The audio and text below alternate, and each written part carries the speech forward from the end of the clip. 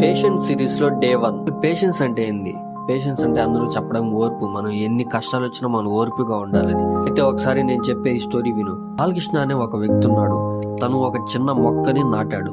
దాన్ని ఒక కంచి కట్టాడు. రోజు నీళ్లు పోస్తున్నాడు. జాగ్రత్తగా చూసుకుంటున్నాడు. తన ఇంటి పక్కన సుబ్బయ్య అనే ఒక వ్యక్తి ఉన్నాడు.